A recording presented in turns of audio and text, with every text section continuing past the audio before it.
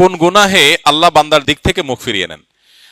এই বিষয়ে প্রসিদ্ধ একটা হাদিস আছে, নবী সাল্লাল্লাহু আলাইহি ওয়াসাল্লাম বলেছেন, 3 ব্যক্তি এমন আছেন যাদের সাথে কিয়ামতের দিন আল্লাহ কথা বলবেন না, তাদেরকে আল্লাহ তাআলা পবিত্র করবেন না।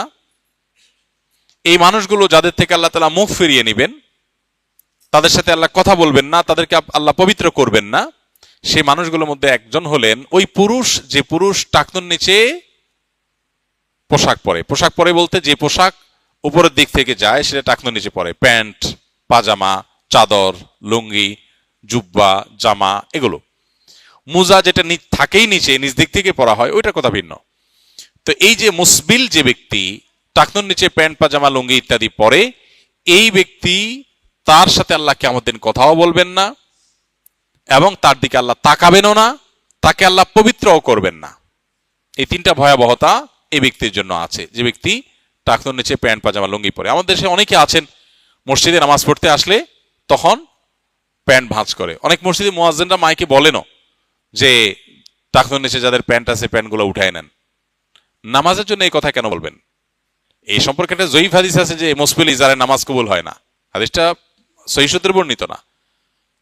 বিশুদ্ধ হাদিসগুলো সবগুলো হলো কমন এবং জেনারেল, সব সময়ের জন্য এটা প্রযোজ্য যে পুরুষ মানুষ টাকনুর নিচে পোশাক পরবে না। এখন বৈজ্ঞানিক গবেষণা বলছে যে এটা পুরুষের জন্য ক্ষতিকর।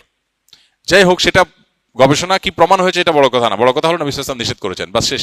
অতএব এই ব্যক্তি, যে ব্যক্তি টাকনুর নিচে প্যান্ট, পাজামা, লুঙ্গি, জুব্বা ইত্যাদি পরে, এই ব্যক্তি থেকে আল্লাহ কিয়ামতের দিন মুখ ফিরিয়ে নেবেন। খুবই ভয়াবহ কথা। 2 নম্বর হলেন ওই ব্যক্তি, যে ব্যক্তি কাউকে দান করে খোঁটা দেয়, অথবা যাকে দান করেছেন তাকে নানার কথা দিয়ে কষ্ট দেয়।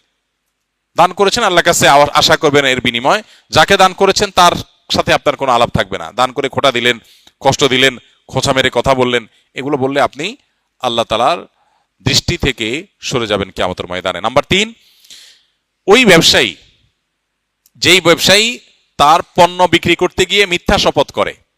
এখন তো ঘরে ঘরে, ভাই আল্লাহর কিরা, এটা কিনা পড়ছে এত, ভাই কিনতেও পারে না এত টাকা দিয়া, ডাহা মিথ্যা কথা। তো এই ব্যবসায়ী যে তার পণ্য বিক্রি করার প্রয়োজনে মিথ্যা শপথ করে ক্রেতাদের সাথে, কাস্টমারের সাথে, তার দিকে আল্লাহ তাকাবেনও না, তাকে পবিত্র করবেন না এবং কিয়ামতের দিন আল্লাহ রাব্বুল আলামিন তার সাথে কথাও বলবেন না। আল্লাহ আমাদেরকে এই সমস্ত বদগুণ, খারাপ গুণ থেকে, চরিত্র থেকে হেফাজত করার তৌফিক দান করুন।